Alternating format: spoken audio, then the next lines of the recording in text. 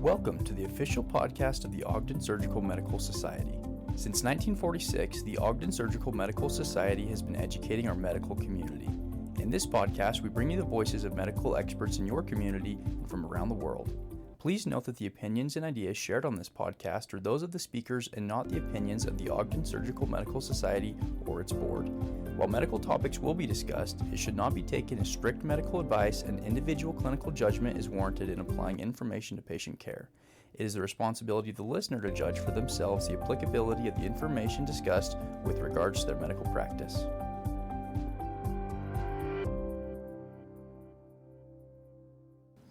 Welcome, everyone. I get the topic that none of you needs to know about until you suddenly do. Pre-litigation panel hearings. What are they and why do they matter? Hopefully by the end of this lecture, you'll understand that it's been in the back of your mind and it can probably just stay there. I have no financial disclosures to make. But let's talk a little bit about this. And if you have questions at any time, please feel free to interrupt. Trial attorneys are used to judges interrupting them at any and all times. So the Utah Healthcare Malpractice Act is what governs the pre-litigation panel hearing process. It's found in Title 78B, Chapter 3, Part 4 of the Utah Code. If anyone needs a good alternative to a sedative, go right there. It is very, very boring. But the pre-litigation panels have been around for a long, long time, almost 40 years in Utah. They were adopted in 1985. Today, they're handled through DOPL, which schedules those panels when they're needed. What is a pre-litigation panel hearing? Basically, any claim that is made against a healthcare provider has to go through a pre-litigation panel review before litigation can commence. And who is a healthcare provider? Under the state law, anyone and everyone. The general rule is if you have to ask if you're a healthcare provider, you are one. It includes audiologists, dental hygienists, birthing centers, midwives, hospices, social workers, marriage and family therapists, counselors, licensed athletic trainers, doctors, nurses, hospitals and clinic, and anyone similar. So those are all specifically called out in the statute, but anyone who might be argued to be similar to those is also a provider. Here's the statutory definition. Any person, partnership, association, corporation, or other facility or institution who causes to be rendered or who renders healthcare or related professional services. If you're under DOPL, you're going to be under this particular provision. One thing to know. If someone has a claim, they have to bring it before it reaches its expiration date. To make a claim and get to a panel, a patient cannot wait forever. It's 2 years from the discovery of the injury, no more than 4 years from the date of the act, omission, neglect, or occurrence, and 1 year from the discovery of a foreign object in the body, 1 year from the discovery of fraudulent concealment of a claim, or from when the injured party should have discovered the claim. How is it started? Well, a patient has to file 2 documents with DOPL. One is called a notice of intent to commence action, and the other is a request for pre-litigation panel review. That request is just, get me on calendar. It's a form, has no real information. The one that we care about is the notice of intent. They're filed with the division and they're served on the healthcare professional. They set forth the basic facts of the claim and a request for relief. If the provider is a government entity, say it's someone it's the University of Utah Hospital, then this notice of intent alone is not enough to start the process. They also have to comply with the Governmental Immunity Act and provide those required notices as well. Okay, I've received a notice. Now what? One major takeaway: report it immediately to your health insurance carrier. They will provide counsel for you to represent you through the process. They will basically assign you an attorney who can get you through this process smoothly and help you focus on your practice while the attorney's focusing on dealing with the pre-litigation panel. Once you've received a notice, you have to file your own notice of appearance with DOPL within 10 days. This is usually done by insurance counsel. You have the option of filing an answer before the pre-litigation panel, but it's not a foregone conclusion that that's a good idea. If you've got a complicated treatment history, it may be helpful to let the panel know some of those details right out of the gate. But otherwise, if it's fairly straightforward, you're just educating the other side by filing the answer. It's not required, and you can explain everything in the panel hearing without having filed that answer. How to prepare for a panel hearing. All right, once you've got your appearance filed and you're getting ready for that, under the statute, they've got to set the panel hearing within 180 days, unless everyone agrees in writing otherwise. What's happening during that time? DOPL's going to reach out to everyone and make sure that they can agree on a date to come into a conference room and hold that panel hearing. You'll receive a list of the panelists so that you can object that persons have the wrong specialties. If you're an MD and they've got someone else, if you're a DO and they've got an MD on the panel, you may want to say, hey, there's enough difference in what I was doing here that I want to have a DO on the panel. There are different classifications of midwife. If you're a direct entry midwife and they have a certified nurse midwife, you may object that they've got the wrong person to be assessing your standard of care. Also, if you have a prior supervisor who's shown some bias against you in the past, you'll want to object to having that person on the panel. During this time, you're creating a timeline of the treatment of the patient. You'll be sending subpoenas to DOPL, and DOPL will issue those subpoenas to medical providers. When a case is in pre-litigation, DOPL has the authority to issue subpoenas on both sides' behalf. It's not formally in court. There's no court process for subpoena. So you cannot get a patient's education or work records that you would normally be able to get during litigation. You can just get their medical records. And that's really important because it helps you get the narrative put together at a very early stage.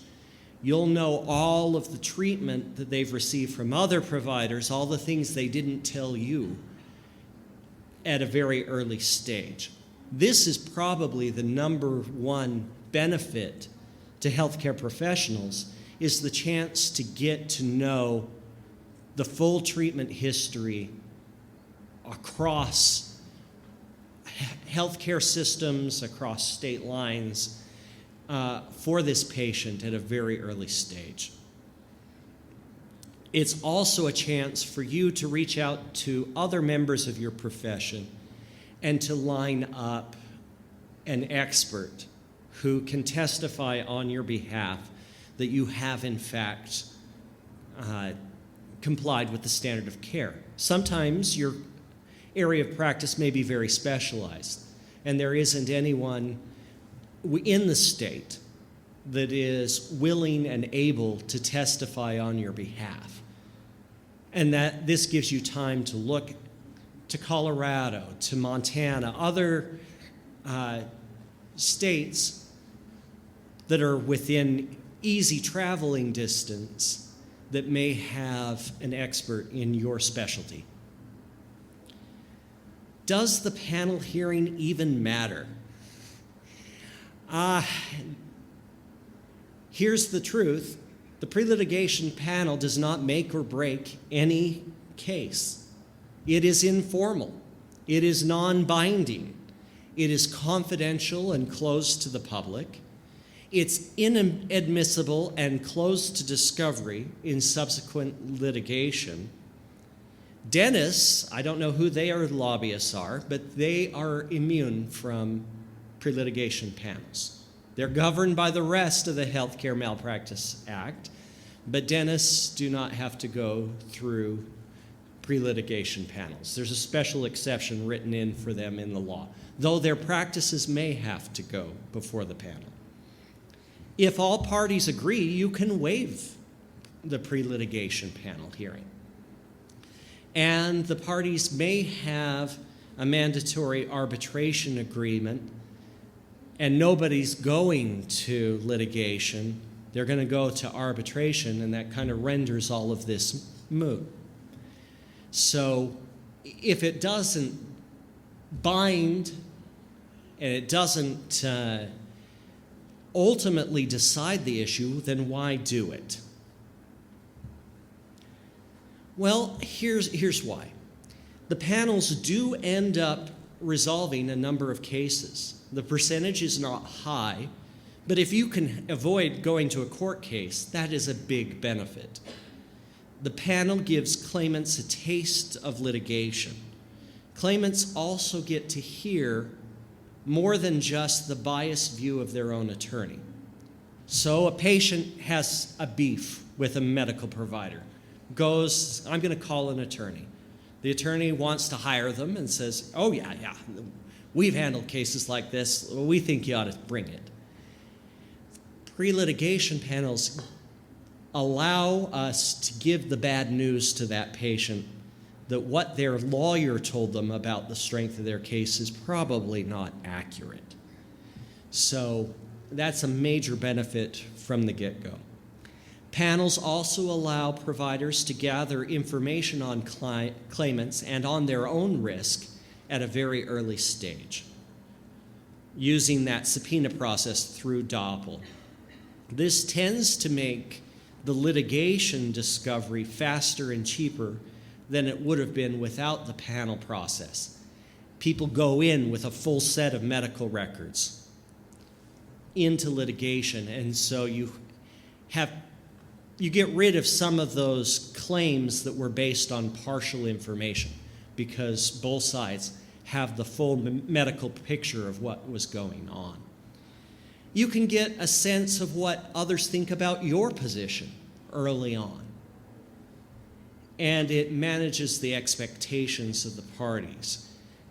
That patient has heard some things that tell them that maybe this isn't such a good idea to bring this particular case. And they have to go through this panel process within the first 6 months of their being really worked up about things. And maybe they're not so worked up by the time it's time to file in court. Okay, who's on the panel? First, by statute, there is a lawyer on the panel.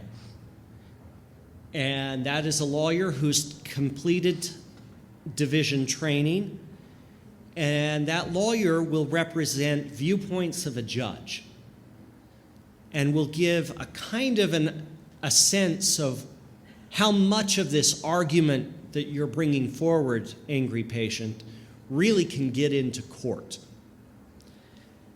Number 2 is a lay member of the community who's also completed division training. This is someone without legal or medical experience. This person is supposed to represent the viewpoints of a jury to how the members of the community will react to this story that the patient is telling. And third, a licensed healthcare provider of the same specialty as the provider complained of, or the facility administrator for the type of facility at issue. So if they're suing a hospital, it's going to be a hospital administrator. If they're suing a doctor, it's going to be a doctor. If they're suing an LCSW, it's going to be an LCSW on the panel. This person represents the viewpoint of an expert witness and can weigh in on the standard of care. Okay, what happens at a panel hearing? Panel hearings are held in conference rooms in the Heber Wells building on 3rd South in Salt Lake City.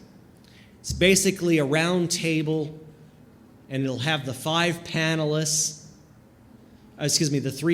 and then the 2, the medical provider and the patient. And usually there's attorneys for both the patient and for the medical provider. It's very informal. This is not peer review. This is not your chance to show that you're ready for the boards. This is a chance to tell a simple story. Not to data dump, not to show everyone that you're the greatest medical professional and most authoritative person in the room. This is a chance to have digested the medical record and to explain why the treatment provided met the standard of care. What happens is there's a brief introduction, and then the patient, or usually through the patient's attorney, tells their side of the story. This is what we see has happened. When they finish, then the medical professional gets to present. Usually with an attorney going through the medical records very carefully and showing this happened at this time, this happened at this time, here's the standard of care, this complied with the standard of care. There's no cross-examination. Usually the medical professional only answers a few questions from the panelists for clarification. The narratives are given by both sides by the attorneys, and usually you have very little to say in this particular pre-litigation panel. After both sides have presented, you're excused, and the panel goes into conference for about an hour, and they make a decision on whether they think that there was a breach of the standard of care or there wasn't. Is the claim meritorious or non-meritorious? And they take a vote. And then they call you up and inform you what the panel decided. Ultimately, it doesn't matter. Usually the panel hearing lasts less than 2 hours. All right, let's say you get the good news. The panel found no merit. Are you done? Well, no. The panel decision has no finality about it. Even if the panel finds no merit, claimants can still decide to bring suit. However, this I have often seen. They may have a very fine attorney representing them in the pre-litigation panel hearing, but that attorney may decide, I don't want to represent them in trial. I've heard too much now. They may lose their good attorney and get to someone who's far less effective. If the panel finds the claim is meritorious, that alone is not reason to panic. Sometimes you get a panelist who's a self-proclaimed perfectionist and says, well, I wouldn't have done it that way. That's not the standard of care. They may substitute their own personal standard of care, and that is not the standard that you would face at trial. A court is not going to allow somebody to hold people to the highest standards in the industry. It is to what is the standard in the industry. All right. The pre-litigation panel puts the time to file your complaint on hold. So they have a number of days after the pre-litigation panel has made its decision to actually file their case. Duty to serve on panels. Here's the other way people end up before panels. You can be asked to come in by DOPL and serve on a panel for one of your peers. It's a condition of your health care license that you agree to serve as a panelist on pre-litigation panel hearings, kind of like jury duty. You can be excused for unreasonable burden or hardship. Failure to appear can lead to fines of up to $5,000, and repeated or intentional failure to appear is unprofessional conduct and may have ramifications against the license. Any questions? I have one. So they were talking about in Michelle McConver's report on the legislature that there is some movement to eliminate litigation panels. Why is that happening, and how likely is that to happen? Well, it didn't happen in the last legislative session. The only changes that they made were to include some updated references. The biggest change recently has been to put in an exception for court-appointed therapists. They found that they were being sued. People were angry with the decisions of the court-appointed therapists and were trying to use DOPL to get revenge on them. I haven't seen a big push for that. I think that the healthcare lobby is in favor of keeping it because it does provide certain protections. And the healthcare lobby has a degree of influence at the legislature. But you're always going to get certain voices that are saying, hey, it's time to change things up. Any others?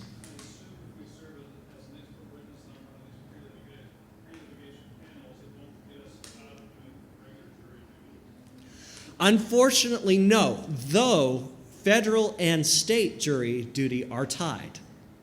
And so there are ways that you can use your jury in one to get out of the other. But if you're looking to get out of jury duty, urinary incontinence is usually the top selling point. Any other questions? Sure.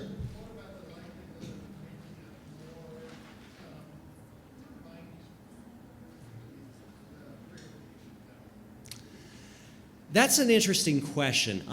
I tend to like the way it is where it's just informational. The appellate courts tend to be protective of their own domain, meaning the judiciary likes to see the pre-litigation panel be non-binding because they want everybody to have their day in court. It is their constitutional right to have a jury of their peers. So they tend to get protective when things become binding that are outside of the judicial system. The appellate courts have weighed in on pre-lit over the years, and they have, when the Healthcare Malpractice Act had certain damages caps for wrongful death. The appellate courts overruled those. They have weighed in on time frames for filing and those things to protect people's access to the courts. If you're looking to do that, though, the best way to do that is an individual agreement with your patient to do binding arbitration. That way you can achieve the same result without having to wait for the legislature to make it binding, and then the courts can't really do much because there's an enforceable agreement between doctor and patient. Well, I hope that everyone feels that, okay, I understand this a little better. I don't need to worry too much about it. If I do find myself facing a pre-litigation panel, I know that I can just talk to my malpractice carrier and they'll take care of me. If you happen to be in an area that does not regularly have malpractice coverage, birthing centers, midwives, may I suggest look to get that coverage because it can be a real lifesaver in a situation where you're facing pre-litigation panels. Thanks.